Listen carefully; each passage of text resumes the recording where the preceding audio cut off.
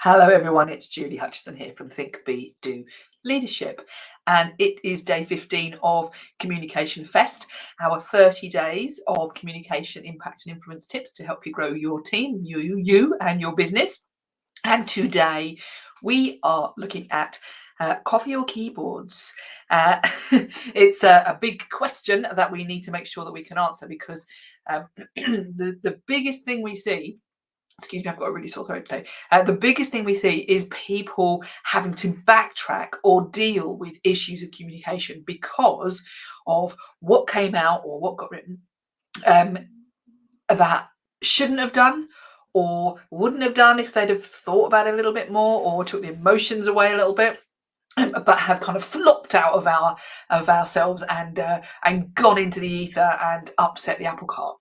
And so I want to look at today coffee or keyboards. So if you're listening to this live, then welcome, and I'd love to see your comments and say hello. If you're listening on replay, then please put hashtag replay if you have any comments or questions.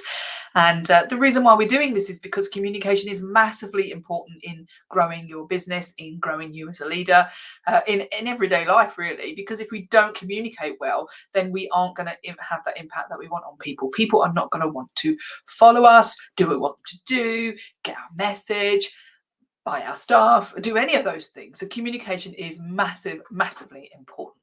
So what we want to talk about today then, coffee or keyboards. So maybe you haven't, maybe it's not you, but we know of many people who have fired off that email in anger, keyboard warrior, and gone off and said, oh, I'm going to answer that email, and have made assumptions about what it's all about and have fired it out there because they're angry and they're fed up and they're like, wow, how dare they? And they felt like they were entitled to tell you how you feel. You've probably received one of these. I reckon if you've ever received one, do let me know. It's so nice to get one. And you can almost see, the caps lock is there. I know I've got caps lock in my titles, but the caps lock is on and they're shouting at you through that email. And it's so tempting to respond to those people to get it off of your chest because you've got every right to say what you want, haven't you? Yeah.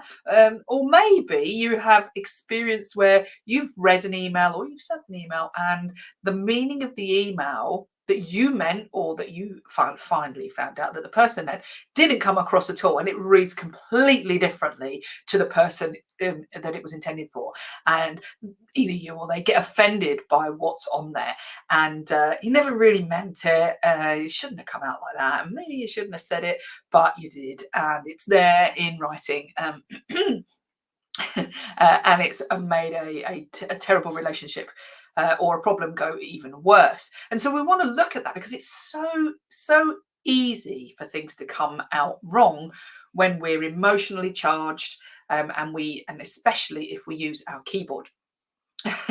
Because we were removed from the person that sent it. We're removed from the consequence of what we are doing. And so sometimes it feels like, well, it's okay because it's not a real person, or you're not connected to that person. But the problem with that is, of course, you are connected and you are going to have to go and face them at the coffee counter later, or around the water cooler, or when you want to get some work done really quickly and you can't because they don't like what you said.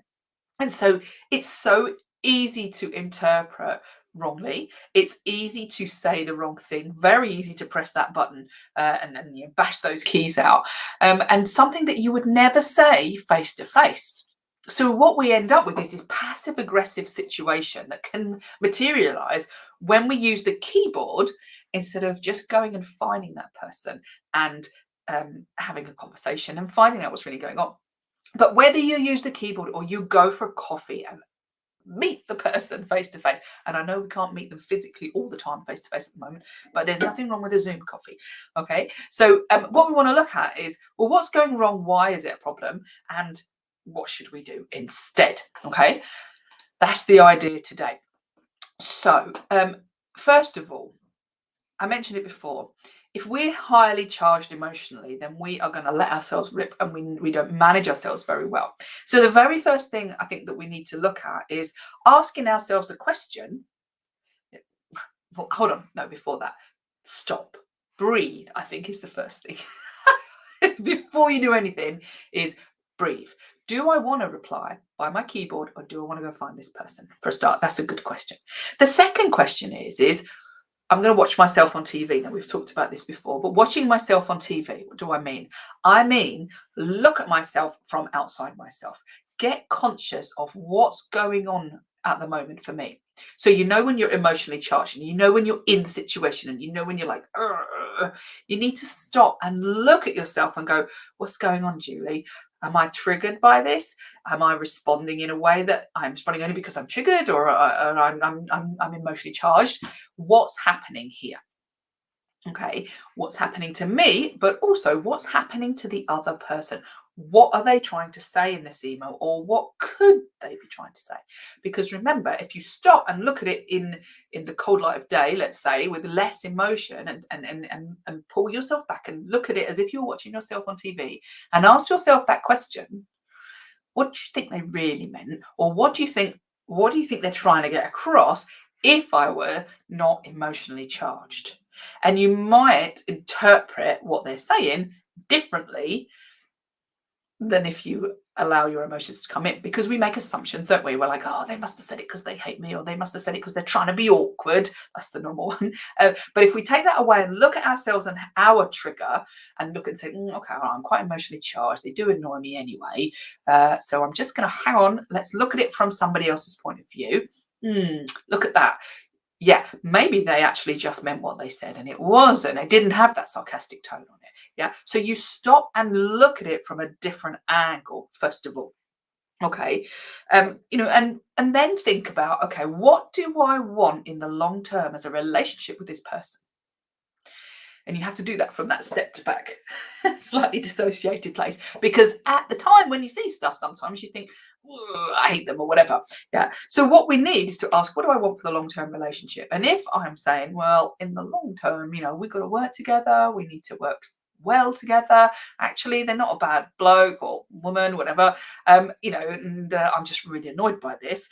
If you can think about that from that dissociated, out of your emotion, and look at it and say, yeah, okay, in the long run, even though this has really annoyed me, I want to have a better relationship, or I want to be able to work with this person, then hold that thought, because now your response to this is really, really important.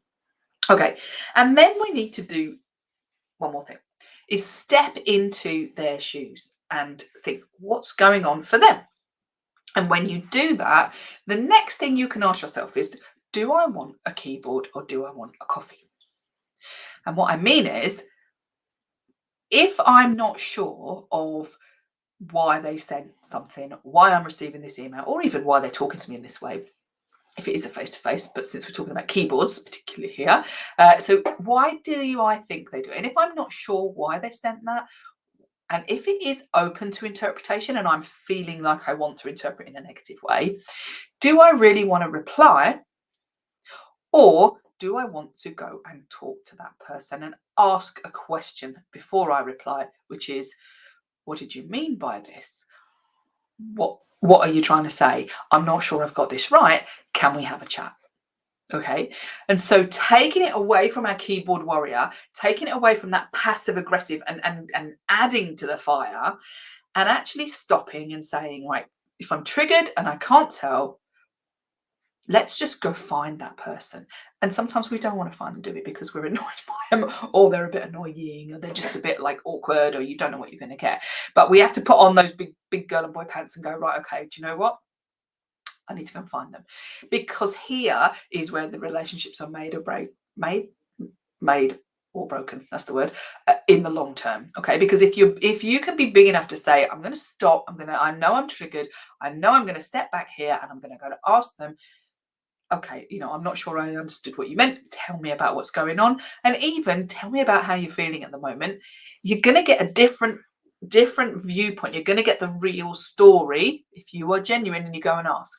And when you get the real story, you'll probably have a better understanding of what that person really meant, why they said it, and then you can respond in a really different way, perhaps a little bit more empathetic, perhaps a little bit more understanding. Maybe you can give them some feedback about how they come across. That might be useful. But because you've gone and listened first, you've gone and taken that time.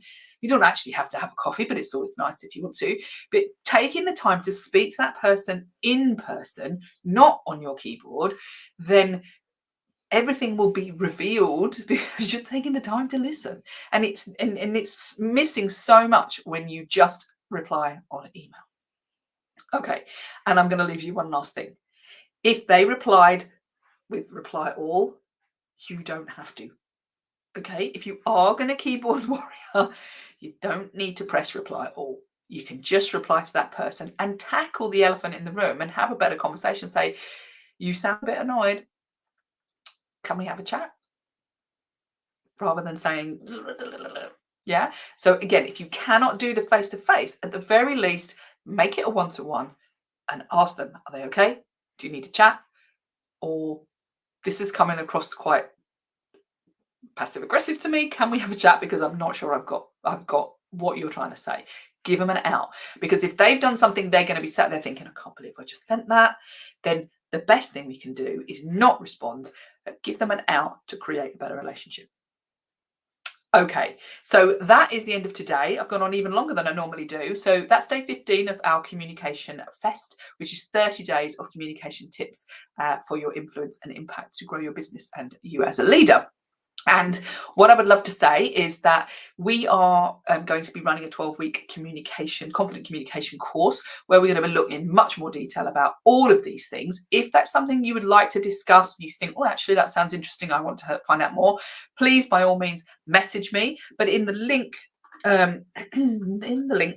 there, I have sent you a link to book in a game plan session with me if you would like to talk about how we can help you to implement some of these strategies in your business. Okay, right. Have a wonderful day. And today I am going to a funeral. So I'm getting this done early so that I can go and concentrate on something super, super important for a family matter. So have a great day, and I will speak to you tomorrow for day 16 of Communication Fest. Take care. Bye-bye.